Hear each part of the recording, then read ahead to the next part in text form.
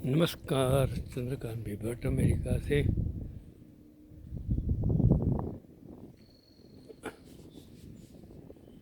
मेरा ख्याल है कि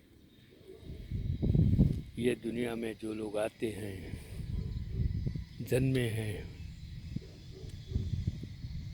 उनको पता है कि उसका मृत्यु नक्की है। वो समझते हैं, जानते हैं, फिर भी क्यों गलत काम करते हैं मेरी समझ में नहीं आता है। कौन जिम्मेदार है?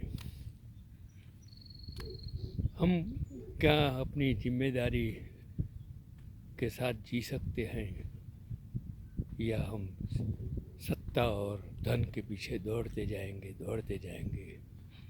कौन जिम्मेदार है? जन्म देने वाले माँ बाप क्या जिम्मेदार हैं? बच्चे जब स्कूल में जाते हैं तो स्कूल का एटमॉस्फेयर, स्कूल जिम्मेदार है। फिर उसके बाद कॉलेज में जाते हैं तो कॉलेज जिम्मेदार हैं, और कॉलेज के बाद जॉब करते हैं, नौकरी करते हैं, तो कौन जिम्मेदार है?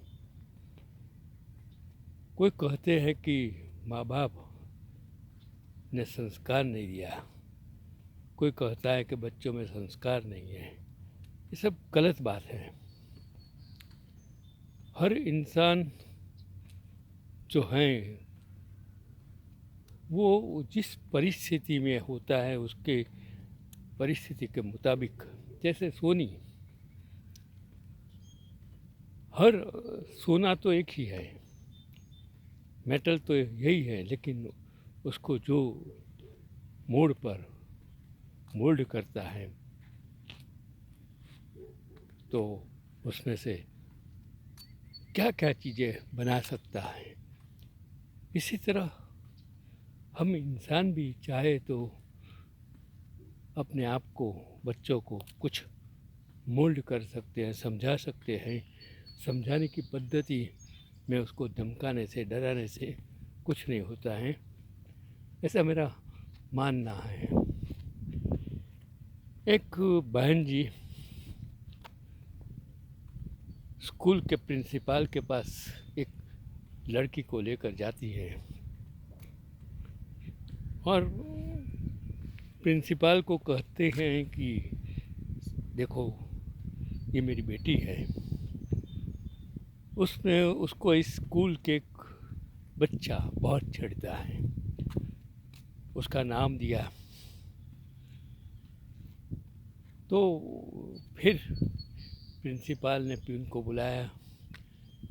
प्यून को बुलाकर प्रिंसिपल ने कहा कि ये नाम का लड़का इस क्लास में पढ़ता है, उसको और उसके दोस्तों को बुला कर ले जाओ।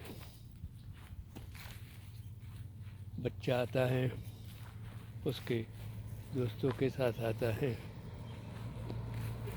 फिर कहानी यहीं शुरू होती है। तो वो औरत कहती है कि ये लड़के ने कि मेरी बेटी को परेशान करता है, छेड़ता है।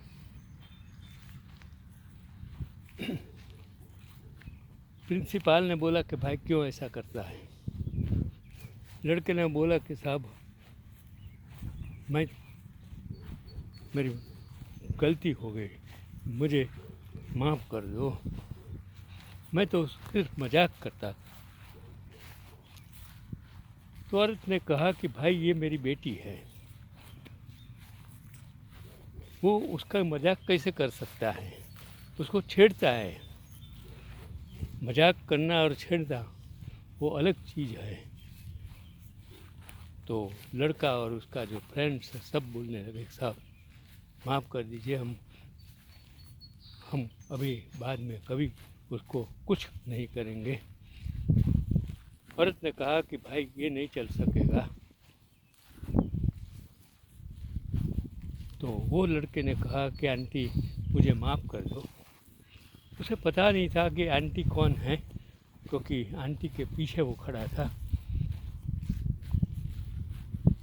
थोड़ी देर के बाद प्रिंसिपल ने कहा कि अगर तुम आगे भी परेशान करेंगे तो तुम्हारा एडमिशन रद्द हो जाएगा और तुमको पनिशमेंट होगी। लड़के ने बोला कि आंटी मुझे माफ़ कर दो, मैं कभी भी छेड़ती नहीं करूँगा, उसकी मश्करी मजाक नहीं करूँगा, मुझे छोड़ दो। औरत खड़ी होती है, टर्न लेती है, तो बच्चा देख के सोच में पड़ जाता है, बोलता है कि मम्मी तुम हो। तो प्रिंसिपल सोचता है कि भाई ये तेरी मम्मी है, तो ये लड़की की ये मम्मी कैसे हो सकती है। प्रिंसिपल ने उसको पूछा कि भाई ये तो मेरा बेटा है, तो ये कौन है। बोला कि साहब मैं लड़के की मम्मी हूँ, ये लड़की को परेशान करता है। जब मैंने जाना तब मैंने सोचा कि उसको कुछ करना तो पड़ेगा समझाने के लिए,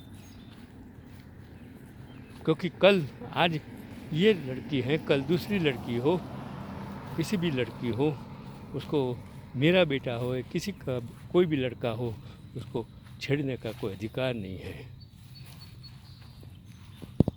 इसलिए मैं खुद यहाँ इस लड़की की कंप्लेन करके लेकर आई, जैसे उसको मालूम पड़े, उसको समझ में आए कि तुम पढ़ने के लिए आते हो, किसी को परेशान करने के लिए यहाँ नहीं आते हो।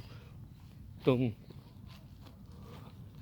यहाँ आते हो तो कुछ हमारा भी उसमें योगदान होता है। कोई बोलेगा तुम्हारा बेटा कैसा है।